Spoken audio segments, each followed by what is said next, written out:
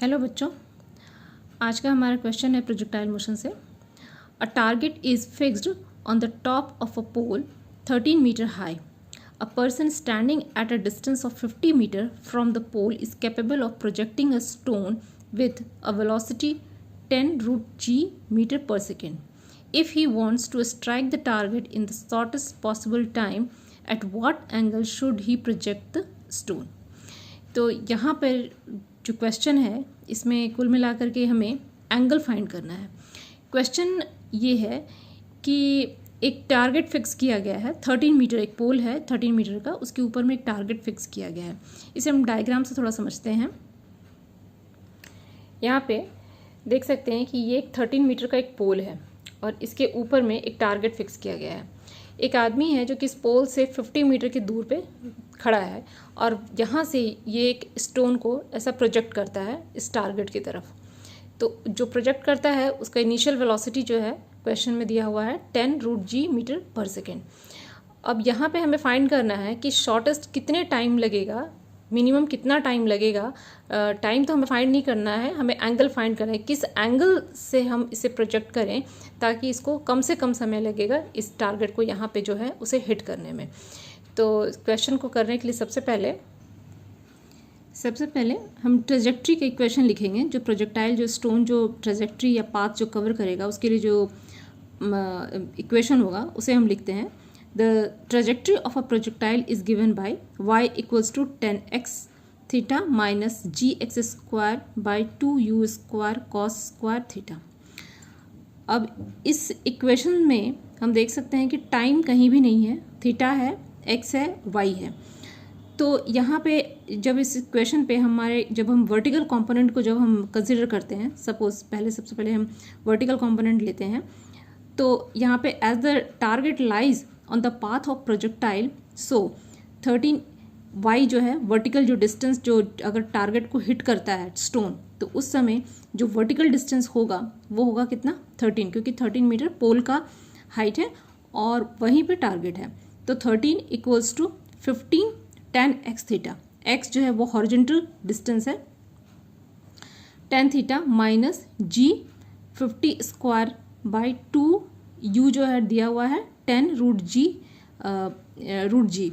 तो 2u square cos square theta. तो cos square theta की जगह पे यहाँ पे लिखा हुआ है सेक स्क्वायर थीटा।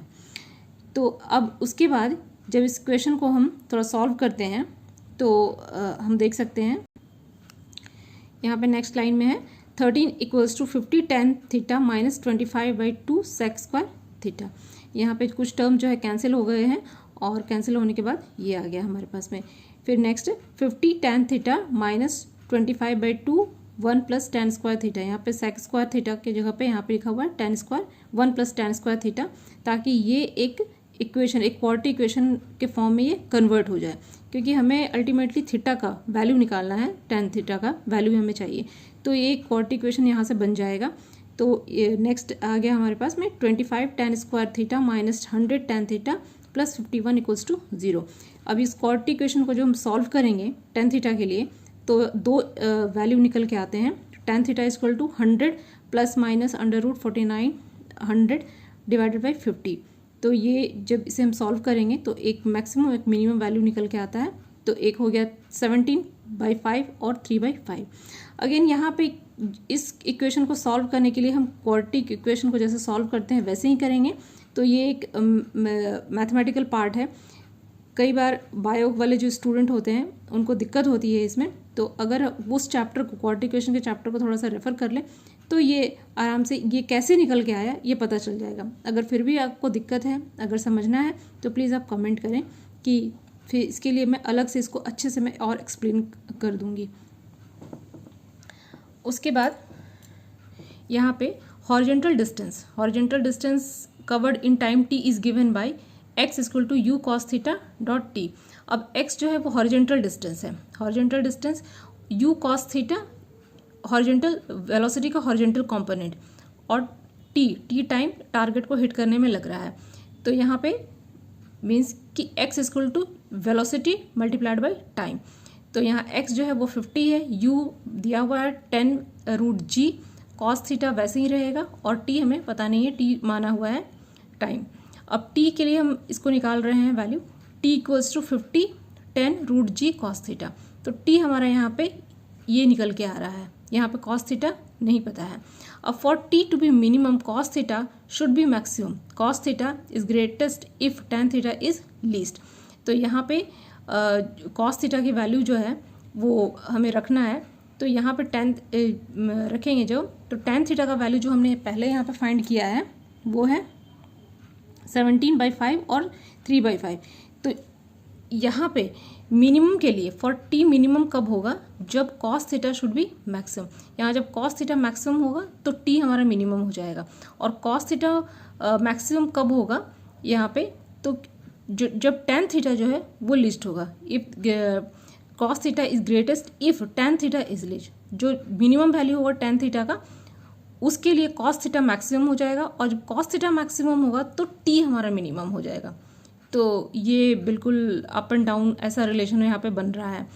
तो एक मैक्सिमम है, दूसरा मिनिमम है, दूसरा मैक्सिमम है, पहला मिनिमम है, इस तरह से। तो tan theta is equal to 3/5 और theta is equal to tan inverse 3/5 equals to 30 degree 58 minutes. तो यहाँ पे जो टेन थीटा का जो वैल्यू मिनिमम वैल्यू था वो हम रख रहे हैं। जब ये मिनिमम वैल्यू रखेंगे तो कॉस थीटा मैक्सिमम हो जाएगा, और ये कॉस थीटा जब मैक्सिमम होगा तो टी हमारा मिनिमम टाइम निकल जाएगा।